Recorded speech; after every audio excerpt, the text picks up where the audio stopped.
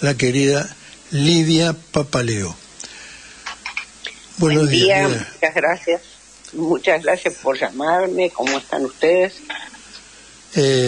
No digo que celebramos, conmemoramos el 24 de marzo y rescatamos historias que la gente y mucha gente no conoce o ignora o quiere ignorar también, como fue tu caso. Recordamos que vos estabas casada con un compañero, que el compañero fundó o construyó la empresa de papel prensa, que misteriosamente un vuelo suyo tuvo un accidente en el aire y falleció, y que luego vinieron mezclando a los intereses del diario La Nación y del diario Clarín. Con la dictadura del proceso se sumaron los cabecillas de Mañeto y Noble, y Mitre, Bartolito Mitre, a tu tortura para convencerte de vender las acciones. Te escuchamos mejor.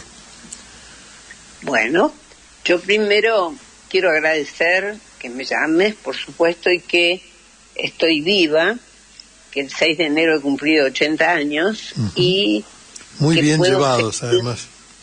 Gracias, y que puedo seguir en este camino acompañando a compañeras también que estuvimos juntas y que nos seguimos viendo. Bueno, todo lo que es decir, agradezco estar viva. Y agradezco poder una vez más festejar mañana un día tan importante como que fue el quiebre para nosotros más grande que hubo en la Argentina, porque este sí fue un golpe sin duda cívico, militar, pero que fundamentalmente fue profundamente sanguíneo, que no así violento, exterminador, que esto no había sucedido así nunca. Bueno, pasando a la pregunta tuya, David había construido 35 empresas y lo mataron a los 35 años, y el accidente sí se pudo comprobar que habían roto el altímetro manual, o sea, habían preparado el altímetro que funciona habitualmente, pero como esa en general las entradas a México son muy difíciles, siempre tienen los aviones un altímetro manual que para mayor seguridad se usa. Bueno, no se sabe exactamente si es porque los aviadores tenían un sobrevuelo de 14 horas o porque el altímetro efectivamente estaba roto, pero se tragaron un cerro, ni siquiera una montaña, y murieron todos.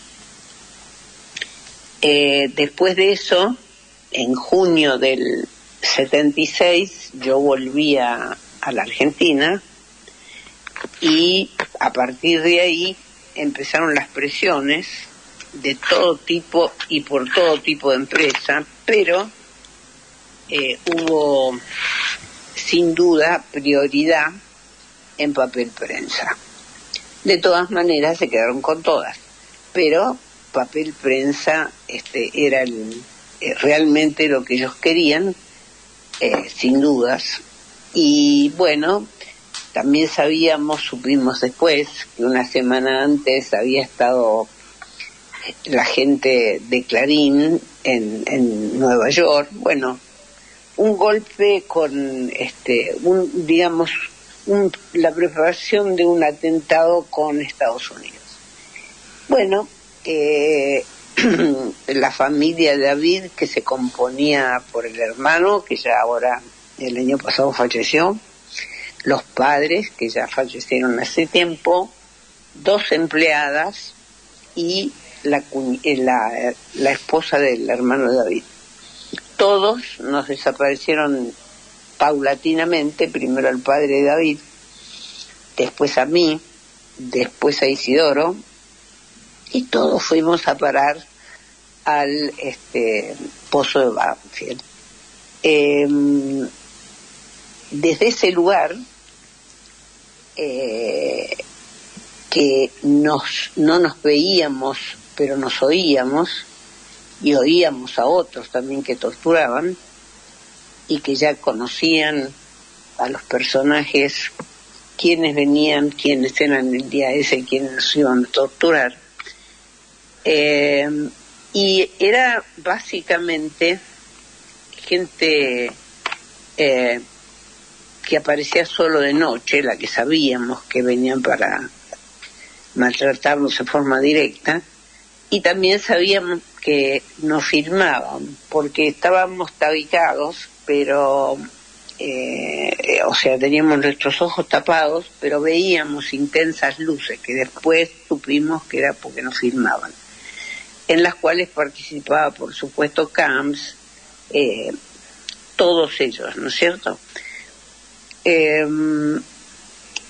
Esto duró bastante tiempo, después nos trasladaron y finalmente nos trasladaron al Departamento de Policía de Buenos Aires, donde al tiempo empezamos a hacer, nos empezaron a legalizar, digamos, empezó a haber gente que nos veía. Así hasta que empezamos los largos recorridos hacia Devoto. Esto fue en la parte de la tortura. Era evidente que había para ellos una especie de canto de sirenas, que era todo lo que podían decir de los judíos, o sea, de todo que para mí sin duda era cierto, pero también era un telón.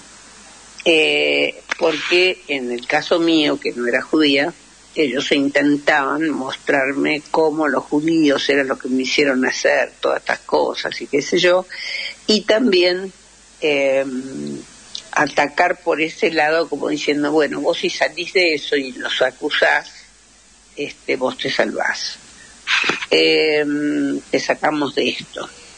Un día me llevaron desde el Pozo de Banfield a la ciudad de La Plata, y tuve un careo en la policía de la ciudad de La Plata, donde Camps era el jefe de policía.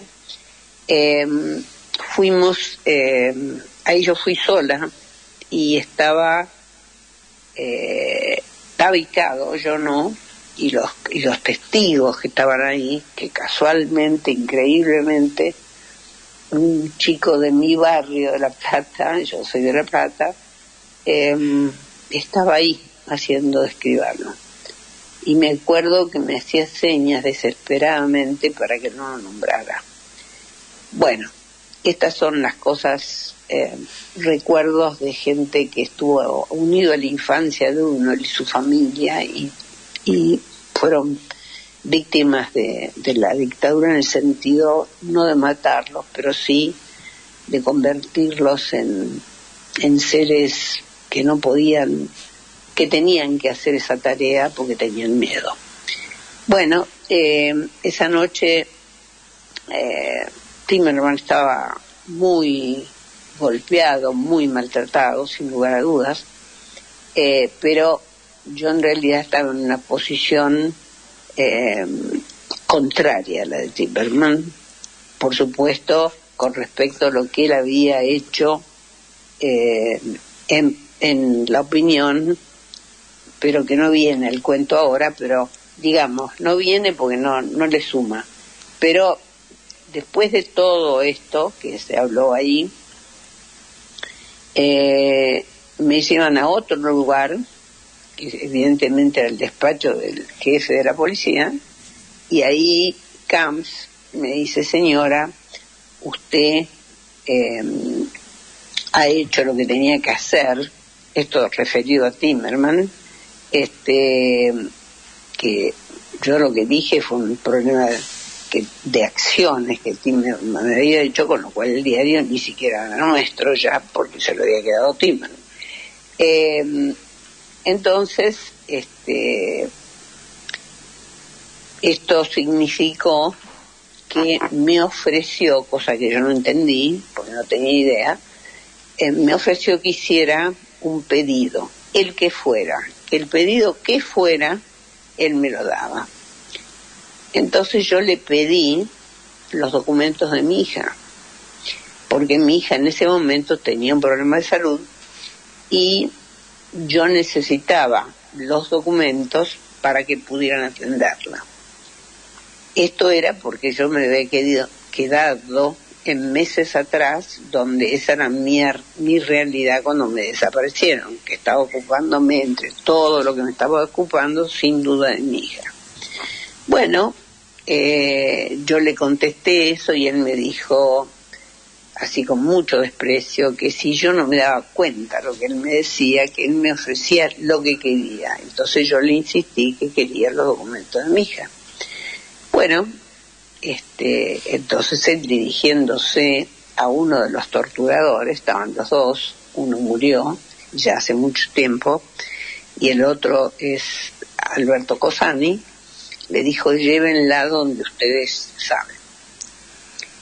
Yo no sabía dónde era ese lugar, no tenía idea, pero supuse que me llevaban de nuevo a torturarme. Y no, me llevaron a ver a mi hermano, que estaba desaparecido también. Cuando yo lo vi, Osvaldo, rápidamente percibí que la gente que está en esas condiciones desarrolla un olor muy particular, además de su aspecto, sin duda. Entonces yo me abracé con mi hermano, le pregunté si lo habían torturado. En realidad le dije, ¿te torturaron? Y él me dijo que sí. Estábamos rodeados de esa gente, así que después me sacaron inmediatamente ahí y me volvieron a llevar al lugar donde estaba. Tu hermano Osvaldo, ¿verdad, Lidia? Mi hermano Osvaldo Papaleo, sí. Bueno, yo tenía dos hermanos en ese momento. Uno ya partió. Bueno, y entonces... por lo menos me había visto el Osvaldo, ¿no? Bueno, en el departamento de policía de La Plata estuve un tiempo y de ahí me trasladaron a Devoto. En realidad, todo el tiempo que estuve en el pozo de Banfield, lo único que fue eso para mí fue tiempo de tortura. A tal punto que el último día yo realmente sentí que no iba a poder más, porque además no habían logrado que yo dijera lo que ellos querían que dijera, ni había firmado lo que ellos querían que firmara, y era en ese momento la única del grupo que estaba en esas condiciones. ¿Del grupo Entonces, Clarín? No, yo cuando hablo del grupo hablo de toda la gente que estábamos presos, que era el grupo Graeber. Grupo Graeber. Y había gente que ya había firmado porque nos soportaron. En realidad... ¿Ya habías recibido tortura directa sobre tu cuerpo? Desde el primer día. Desde el primer día. Eso te generó la necesidad de después hacer una plástica para recuperar tu cuerpo. No, porque yo no me hice plástica, la dejé como estaba mi cuerpo. Pero porque además hubo un hecho importante, que en el año 82, en la cárcel en Devoto, me llevaron a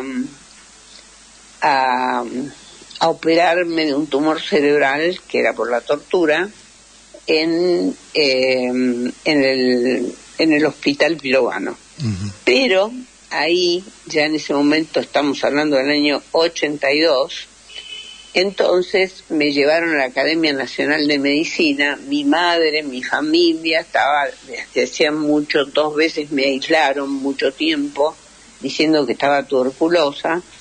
Entonces mi madre hacía reclamos para que, por un lado, la Cruz Roja, que era la que me sacaba de ese encierro, y por otro lado le pedí al gobierno que me dieran cárcel domiciliaria. Lidia, tengo para mí que, si no recuerdo mal, que estuviste visitada entre tortura y tortura, en un caso por Mañeto del Grupo Clarín y en otro caso por Mitre del Grupo La Nación. Sí, fueron todos, o sea, todos los que se te ocurran, mucha más gente.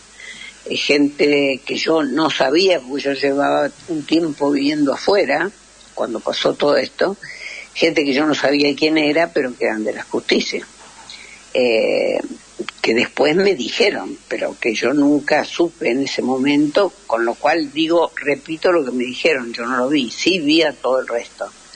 Y en un momento que me llevaron antes del departamento de policía, me llevaron a otro centro de tortura, que fue como para juntar a todo el grupo ahí, porque ahí no nos torturaron, pero ahí lo conocí a Gallino, y Gallino me preguntaba cosas tan especiales como, digamos, lo digo risueñamente, me preguntaba si ese día yo había ido a misa, bueno, cosas por el estilo. Así, una cosa, es decir, sin sentido, bueno. Y ahí me dejaron en ese lugar donde había muchas compañeras presas, yo las escuchaba pero no las veía, pero sabía que de ese lado estaban todas mujeres y de al lado otras todos hombres. Y esa noche, primera mía ahí, una de las compañeras la sacaron al pasillo a tener su hijita. Uh-huh. Lamentablemente yo nunca supe el nombre, porque ella lo dijo de la chiquita, porque vinieron a la madrugada, todo fue a la madrugada, pero después que al rato que la tuvo, se la sacaron. Y entonces ella creía, y ellos le decían que la iban a anotar, cosa que por supuesto era mentira, ¿no? Yo tampoco sabía que era mentira. Entonces yo, que estaba realmente muy mal, yo estaba quemada, toda la parte del cuerpo donde me torturaban, ya el abdomen, los pechos, el pubis, aparte de otras cosas más, ¿no?, que me hacían. Esto, por suerte, a lo largo de toda esta odisea, lo he podido en democracia decir, reconocer a mis torturadores siempre, lo he seguido haciendo siempre, y la operación fue muy importante, el tumor cerebral, porque el médico que me operó, que era penitenciario, por motivos, digamos, que no tiene demasiado sentido que te lo cuente, pero él un día me vino a ver, que era el día antes de la operación, y me dijo que lo había llamado la directora de Piroano y le había pedido, le dijo, mire, usted es neurocirujano, así que usted sabe que en esta operación usted se tiene que equivocar 1 milímetro y es suficiente. Él vino a decírmelo y al atardecer, y entonces yo le dije que para qué me lo decía, que yo confiaba en él, que yo creía que él sabía bien que él no iba a hacer eso. O sea, realmente yo lo creía, Martín. O sea, yo decía, este hombre puede estar mal, pero este hombre sabe que yo soy inocente. Los 27 días de la operación que me tuvieron en el Pirovano, me tuvieron atada de pies y manos, siempre con esposas. Ahí hice una hernia importante, total, o sea, de una hernia de hiato esofágico, porque como me daban de comer acostada, todo ese alimento se fue juntando, bueno, hubo un montón de estos problemas que me acompañan hasta hoy, pero digamos, lo importante es que ese médico no me mató, o sea, salió de la operación. Yo lo único que le había pedido a ese médico es que no le dijera a mis padres a mi familia. Osvaldo en ese momento estaba trabajando fuera del país, que no les dijera, que yo les iba a decir a mis padres que yo tenía mucho hambre y sabía que si me llevaban al hospital iba a comer. Él me prometió que lo iba a hacer y lo hizo, y cuando salió de la sala de operaciones, mi madre se abalanzó con él y le dijo, ¿qué fue esto? Porque claro, una operación de más de 5 horas. Y entonces él le dijo, todo era bueno, está viva. Lidia, entonces, la verdad que pensamos hacer un comentario jugoso en el sentido de, perdonando la expresión, en el sentido de poder compartir en un día como hoy, como mañana, parte del sufrimiento que ha tenido nuestra gente, en tu caso particular, además mezclado con intereses económicos y de poder, pero me parece que tengo que tener un programa especial para hablar contigo más cómodo, que estés más cómoda todavía. Y lo que quiero decirte es que te agradezco mucho tu testimonio, tu conducta de siempre, tu integridad, tu humildad, en un tema tan difícil del cual has sido víctima por una cuestión de poder, digamos, y no porque hubieras hecho nada que no correspondiera. Sin duda. Pero... Cierro la nota con Ricardo Plazaola, que te quiere decir algo. O simplemente, Lidia, muy breve si es posible. ¿Es verdad que Mañeto te pidió que firmaras porque si no te iba a costar la vida? Nada más. Sí. Bien. Mañeto, al comienzo de la historia, todavía no estábamos desaparecidos, digamos, ya que nos hubieran llevado, y me llevaron a mí, a los padres de David, que era gente mayor, y al hermano, nos llevaron a La Nación. ¿Te acordás que estaba en la calle Florida antes? Sí. No sé si está, creo que no. Bueno, y nos llevaron ahí, nos separaron en cuartos diferentes.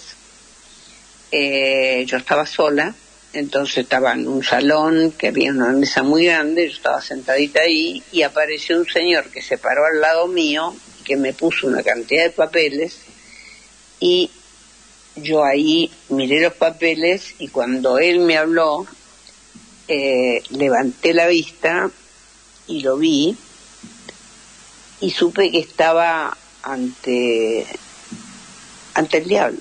O sea, es que estaba frente a alguien que su mirada no me la pude olvidar nunca en mi vida. Héctor Mañeto. Y él me dijo, señora, firme, porque en esto le va la vida. Gracias, Lidia. Horacio del Prado quiere hacerte una pregunta antes de cerrar. Sí, cómo no. Horacio. Adhiriendo a la evaluación que hizo Martín sobre tu testimonio, ¿no? Quería consultarte esto. Yo me leí, no hace mucho, por una cuestión de trabajo, testimonios en forma de libros firmados por Camps. Perdón, pero no te escucho. Estás como muy lejos. A ver. Ay, ¿no sale bien? A ver. Sí. Hola. Ahí sale bien.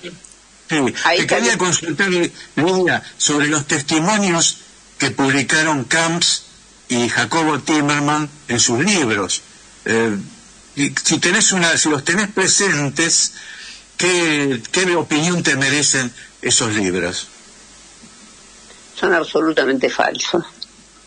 Uh-huh. O sea, todo eso, por intereses económicos ambos, son distintos. Pero te quiero decir que el día que en el año 2010 yo decidí, ya hacía mucho que lo había decidido, pero tuve la oportunidad de conocer a Néstor primero y a Cristina el mismo día, que yo pedí de verlos para poder hacer justicia con Clarín y con Nación, y con razón, que el diario La Razón, perdonen que agrego, pero yo siempre lo digo porque el dueño que murió, a Guillermo Moreno y a su esposa, Marta, los hizo ir a la casa, estaban los hijos y la mujer muriéndose, y les dijo que todo eso era cierto. Y Guillermo lo ha dicho, y Marta también reiteradamente. O sea que acá pruebas siempre hubo. Bueno, pero también hoy día, con el tiempo pasado, que hasta la hija de Mitre dice que la robaron, que hicieron todo ilegal, todo esto hace 1 año y medio gané que soy la única que lo hice de toda la gente de la causa, que seguí todos los pasos de reclamo a la Corte de Derechos Humanos, a la Corte Internacional, a la Corte Interamericana, y hace 1 año y medio, justo 2 meses antes de las últimas elecciones, me contestaron diciendo que era todo justo lo que yo decía, y el reclamo era justo, y me correspondía que me aceptaran el reclamo. Por supuesto no supe nada hasta el día de hoy, pero a lo que voy es que los otros no se atrevieron porque tuvieron miedo siempre, y yo de verdad tengo un profundo respeto por esa gente, y tengo un profundo y agradecido, que lo quiero nombrar, para Ian Over, que fue un hombre de una dignidad, de un hombre fantástico, que trabajaba con David, y que tuvo una conducta, desgraciadamente no pudo ver que se hiciera justicia porque murió antes, pero que yo recuerdo siempre, y cuando voy a me llaman de algún lugar para que dé mi testimonio, yo voy con una foto muy grande que tengo de él y la pongo detrás mío. Sí, un encanto, Jan, que hemos conocido gracias a vos. Sí, él también escribió un libro. Uh-huh. Bueno, pero les digo esto porque lo que yo les digo a los tres, y a Silvia, lo que yo quiero recoger de esto es que para mí, con la vida que yo había tenido hasta ahí, que venía de una familia muy politizada, mis padres eran anarquistas, yo los adoré, tuve grandes padres, mis hermanos eran militantes, yo elegí otro camino, que era la psicología, porque creía que la psicología iba a salvar a la gente, y no creía demasiado en la política. Entonces mi camino fue distinto al de mi familia, pero con mucho amor, sabiendo siempre, estando desaparecida, siempre supe que me iban a encontrar, porque eso era mi familia, eso eran mis padres, esos eran mis hermanos, y Osvaldo estuvo desaparecido por mí y me ha acompañado toda mi vida, absolutamente toda mi vida. Desgraciadamente, con toda esta causa, hace 17 años que no veo a mi hija, ni sé nada de su vida. Tengo un nieto que me dio la vida, un nieto del corazón, que ya tiene 17 años, que es un chico extraordinario. O sea, lo que quiero decir con esto, en realidad, perdonen que les llevo tiempo, pero lo que quiero decir es que sin duda que hay que tener mucha combatividad, hay que tener fuerza, todo, pero sobre todo hay que tener esperanza. Yo tengo esperanza todavía. Yo le prometí, ya muerto David, que yo lo iba a defender y que iba a tratar de que se supiera la verdad. Y creo que a través de mi vida lo he hecho. Y eso es lo único que me hace llegar hasta acá. Yo he estado con cánceres, todo lo que se les ocurra. Pero lo que puedo decir hoy es que espero lo mejor, porque lo mejor para nosotros es que nos volvamos a unir, que realmente estemos unidos, que sigamos para adelante y que por favor no se pierda la esperanza. que no podemos abandonar la esperanza, y la esperanza está en militar, hay que militar. Eso es lo que les quería decir. Me encantó, muchísimas gracias. A ustedes. Muchísimas gracias. Con todo nuestro respeto, nuestro afecto, nuestra admiración y nuestra compañía por siempre. Gracias. Muchas gracias, Lidia Papaleo.